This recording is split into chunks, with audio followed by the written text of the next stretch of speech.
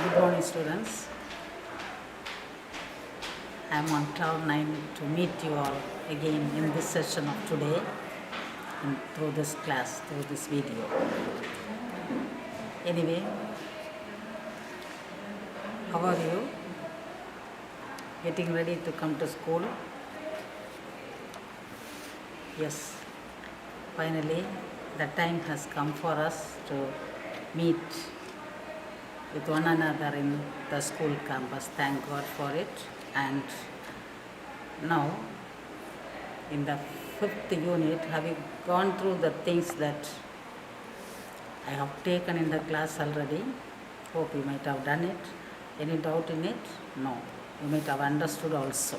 Now let us continue that lessons. Okay, now take your textbook, page number 139.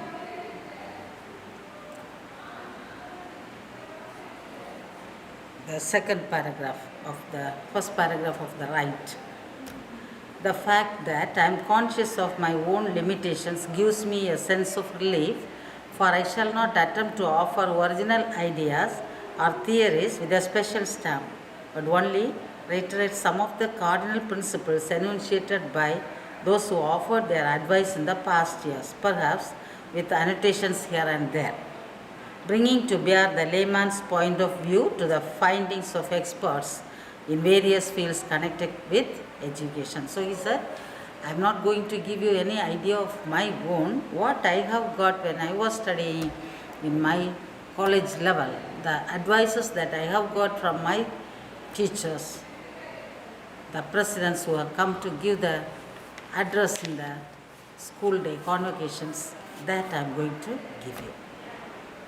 This is the age of common man, whatever the regrets some might have, and it is his point of view that matters most, and I do claim to represent him in all the ruggedness. So it is a age of common man, and everybody has his own importance in this world. Systems and schools of thought, whether it is in philosophy or politics, ethics or economics, are certainly meant for him. Universities are the repositories of knowledge and the nursing ground for the emissaries of thought, wisdom and service. So universities, as you know, is the storehouse of knowledge. So after getting the school education, the children are asked to go to the universities, colleges, to enhance their knowledge, to face the life boldly in future, because universities is a repositories of knowledge. It is a storehouse of knowledge. It is the nursing ground for the emissaries of thought, filled with thought which is given by various authors of the people, well-known people of the world.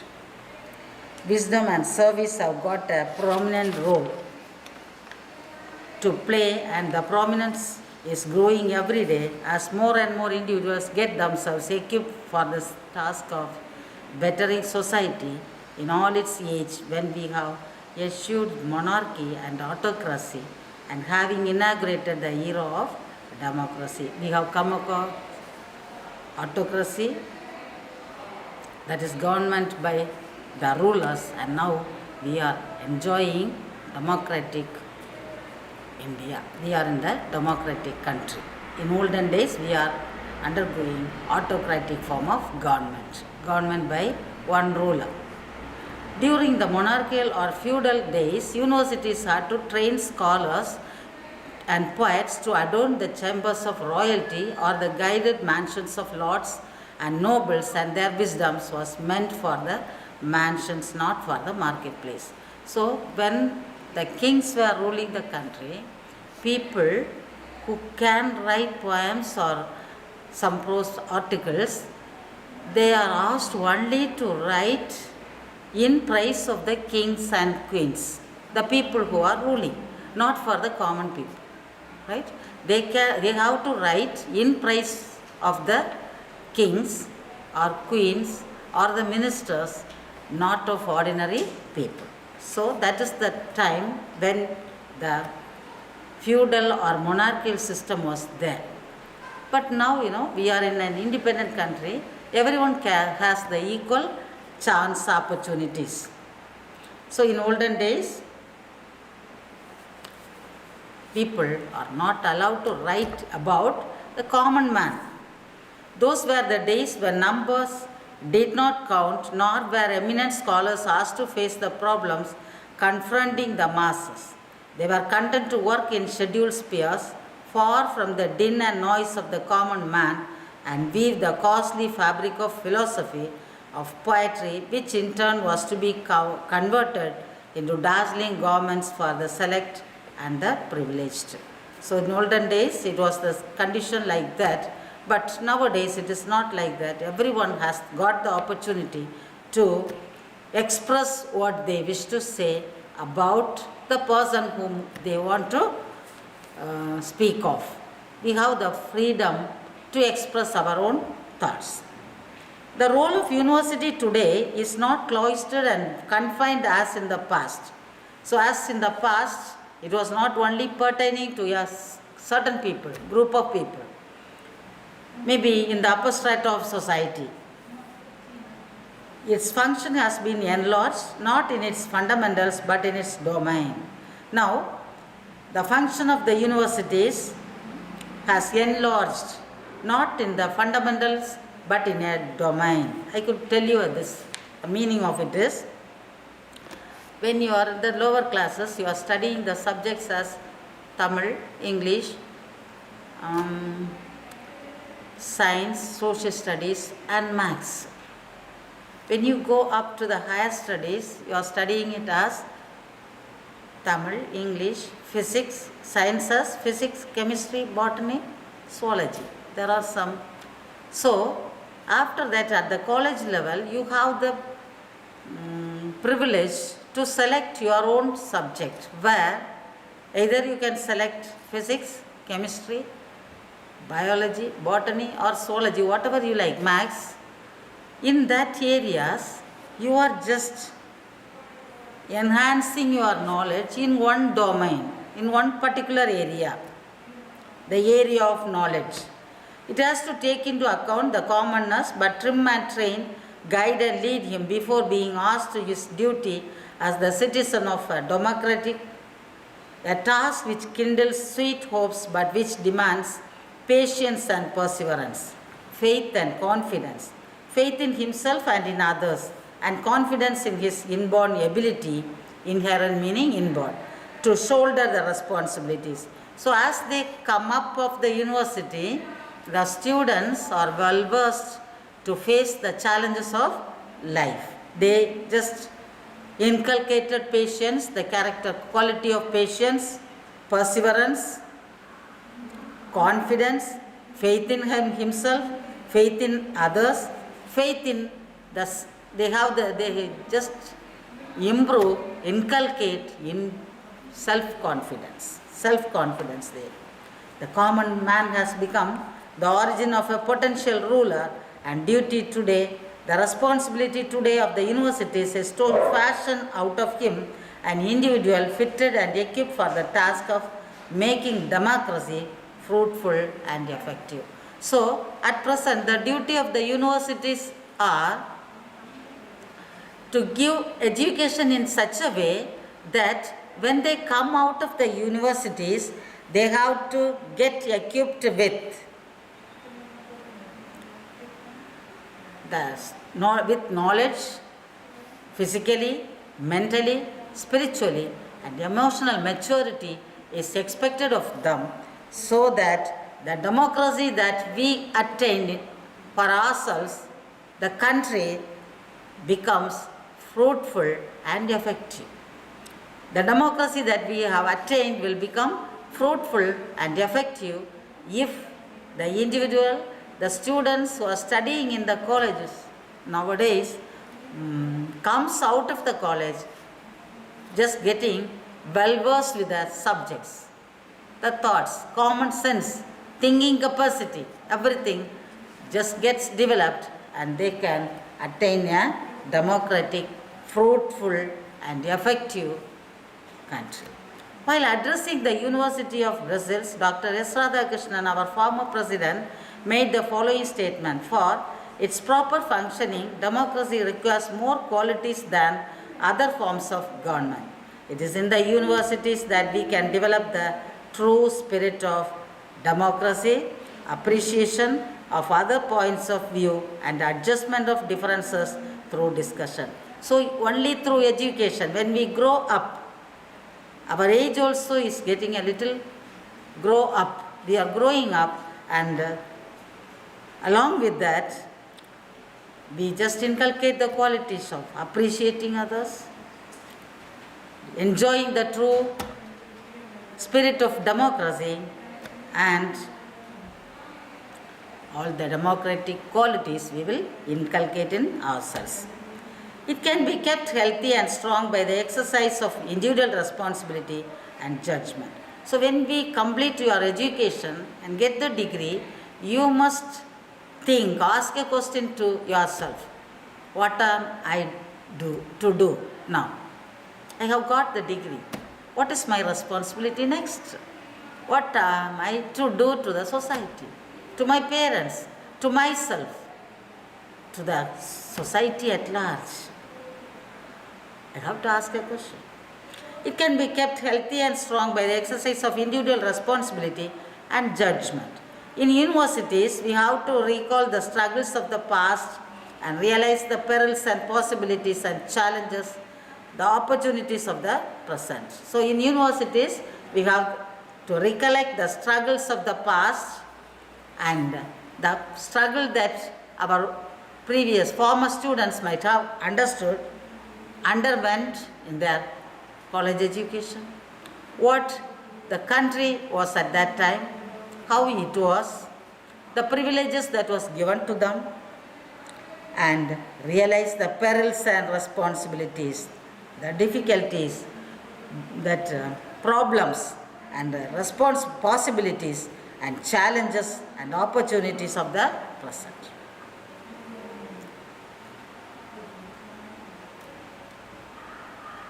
Now, here this Anna comes to say that the economy of our India, our nation, is in peril, is in destruction. So, it has some problem. And so, it is the duty and responsibility of the students who come out of the universities now to have a better understanding of the society. The economic problem think about the economic problem and find out a solution to solve the problems that we are facing today. And he is of the opinion that the youngsters can do what the others cannot do in society. Graduates of the year, this year, I wish you are all prosperous future. For after all, an immediate concern of every individual, graduate or no graduate, is to acquire the means for the decent living. So when we get education, when we are graduated, we feel that our next step is to make ourselves pave a way for our life to get a decent living, to get a white collar job and settle high in society. That is the first motivation for all human activity, and no one can ignore it. This is one of the major motive behind the people getting educated. That is of course correct. That is necessary also. But that ought not to be the sole objective. That should not be the only objective of our education.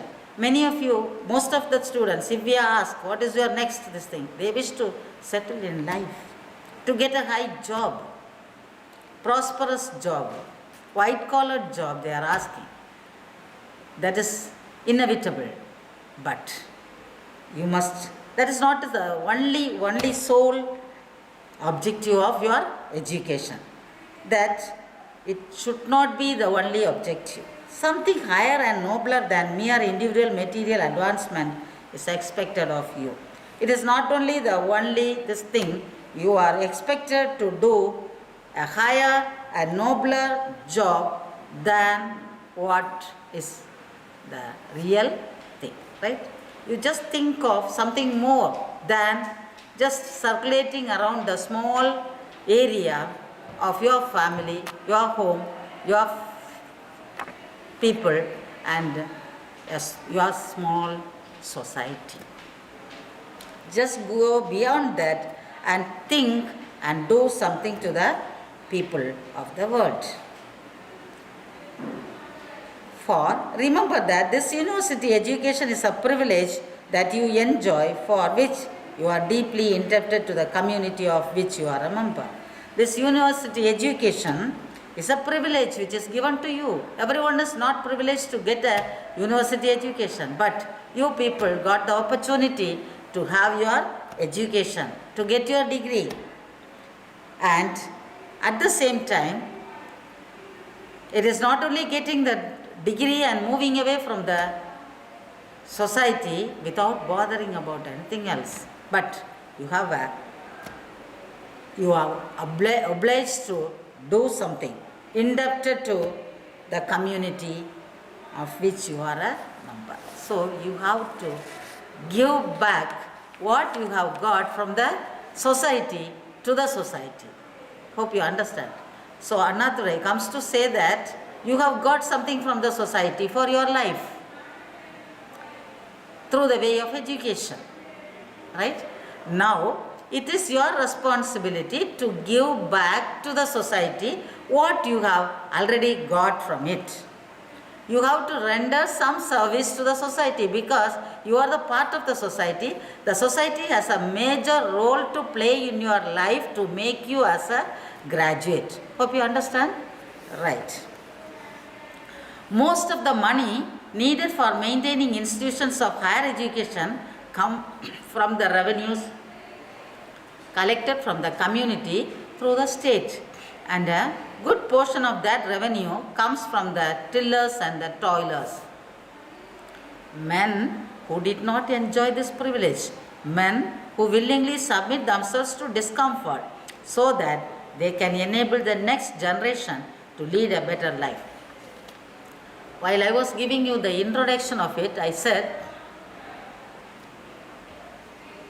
the independence that we have got today, the privileges that we are enjoying today, is the selfless sacrifice made, is a result of the selfless sacrifice which was made by our national leaders, great people, who without bothering about their family, sacrificed even their life to get freedom for our country. Just like that, a man, I told you this example already, I think, planting one coconut, small plant in his garden. A very old man, he is a sick person also, but he is planting the coconut. He is very sure that before it gives the fruit to me, I will quit the world. He is very sure that he will move away from the world before this coconut gives the fruit, but he will never keep quiet. He has that sacrificing mentality that I should not keep the land barren because my future generation could at least enjoy the fruit of it. Hope you understand. Just like that, here Annadurai says that most of the money which is needed for maintaining the institutions of higher education, where does that university gets money for this? The colleges get money for providing infrastructure to the colleges. From where do they get the money? From the revenue department. Where do the revenue department get the money? From the ordinary people like you and me. We are paying to the government. That money is utilized for the well-being of the students in colleges and schools, as in for infrastructure facilities, teaching faculties and all that. So he asked a question, where do you get the money? See, you are sitting in a classroom comfortably and got your education for all these days. How do you get this facility?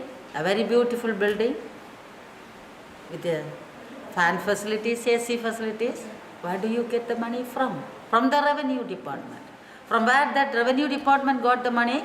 From the common people. So, we are partly, the common people are partly educating the students.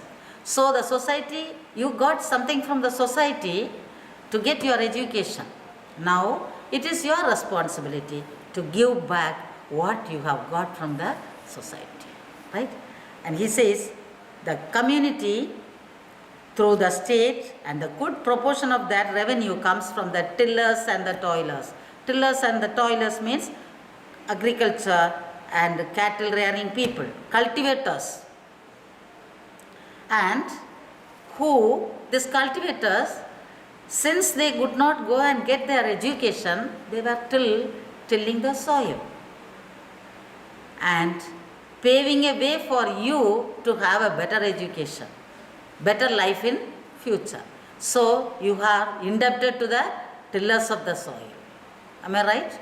You are indebted greatly to the tillers of the soil. And men who did not enjoy this privilege, they also have a wish to get their education, but they were not given the privilege. Men who willingly submit themselves to discomfort, though it is a very great difficulty to till the soil and earn their livelihood, they sacrifice their life so that their thought is, at least in future, my children, our generation, the society at large will enjoy a better future. This is their thought. Graduates, may I ask you, how are you going to repay? Now, Anna, ask a question to the students who are getting graduation on that day. How are you going to repay the debt that you have got to the society? What is that? They have just donated a lot to get a better education for you, sacrificing their life without bothering about their future. They have sacrificed their life to you. How are you going to repay? It is a question which you have to think for a minute and act. Education you have got. Universities have given you the privilege, best privilege for you to face the society in the correct way. To face the problems, solve the problems, and face your life very boldly. How are you going to repay what you have got from the society? Graduates, may I ask you, how are you going to repay? What is to be your contribution to the social chest on which you have drawn so largely? What is your contribution in future to the society? Unless you replenish this richly, coming generations will find only an empty coffer. If you don't mind this, if you don't think about this at present, very surely the future generation will find an empty coffer. Future generation will become a useless people to the society. Your superior education increases your responsibility to society, and therefore, apart from or along with your own individual advancement, society has got a right to expect an adequate return from you. So as you get more and more education, it is your responsibility to give back more and more to the society, right? It is your responsibility to give more and more to the society. As you get more and more education, your responsibility to the society also increases. Apart from or along with your own individual advancement. You yourself has to take care of yourself, your family. Along with that, you have to do a major role, a responsibility towards your society. Society has got a right to expect an adequate return from you. The society is expecting what it could get from your education. Not so much in terms of money as in terms of service. The society is not expecting money from you, it's expecting service from you. Do some good to the others. In toning up the society, in bringing light into dark alleys, sunshine into dingy places, solace into afflicted, hope into the despondent, and the new life to everyone. So this is what the society is expecting from a graduate. Now, listen, what it is expecting from the graduates, it is not expecting any money from people, but it is expecting service. How will you serve the society? To light the areas where there is darkness, to illuminate the places where there is darkness. It doesn't mean that you have to take a candle and light that place, that society. No. By your valuable ideas, by giving your thoughts, by just making them to get job opportunities, you have to bring light to the society. Dark alleys. So already it is dark, clouded with superstitious beliefs, unwanted things, murder, fight. All these things are there in every nook and corner of the society. So as you get education, it is your duty to light the society with your education. Sunshine into dingy places. There are so many dark areas. You have to make that areas brighter by your education. Solace into the afflicted. If some people are there who don't know how to have a better living, who are worrying about so many other things of the family, it is your responsibility after getting education to give comfort to them, give solace to them. It is your responsibility to comfort them. Hope unto the despondent. Depressed people are there, frustrated people will be there in the society. It is your duty to make them get enthusiastic and energetic in life and live a meaningful life in this world. So, the duty of an educated individual is given by Arjuna here. So, when you get education in future, after getting your college education, you must remember that it is not only your own education, the government has spent such a lot of money on you to get your education. So it is your responsibility to give back what you have got from the society. That government's money is from the society, from the tillers, from the farmers.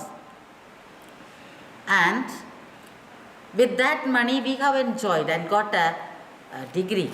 Now we have to find out some way to have a better life for ourselves. At the same time, we must think of our society. You have to light the area where there is darkness. You have to comfort the desolated people. You have to give hope to the people who are already despondent, frustrated, depressed. Right? So these are the duties, responsibilities of a graduated person when he comes out of the university. Unless service is the outcome, the sermons become sweet nothings. So, unless service is the outcome, see, we can preach so many things, but we will never follow what we are preaching. We can say that we have to help the needy. We have to help the people who are in distress. Are we doing it sincerely in our day-to-day life? No, never. You used to say that I am very busy with my schedule. How could I go and do this? What is the reason behind me going there? Why should I go? I am not related to that person. These are all the things that we used to say. So, service must be the outcome of our education. And sermons become sweet nothing. If service is not there, our preaching has no meaning at all. As Jefferson stated, we must dream of an aristocracy of achievements arising out of the democracy of opportunities. We must dream of an aristocracy of achievements. We must have a patience, mind to do so many achievements in our life. And it arises out of our democracy and opportunities. We have a democracy and we have plenty of opportunities, and you have to make that society an aristocratic one. This is words of Jefferson, a famous thinker, scholar. And When I see I think we can make a stop here. Just go through it. Arnir has given a very valuable, what I can say, valuable advices for you to follow in your life after getting your education completed. So follow this and try to bring out a better society, and so that we can form a better nation and a developed nation too, right? Go through the lessons, children, and come for the next class. I hope most probably we will meet in the class. Till then, bye.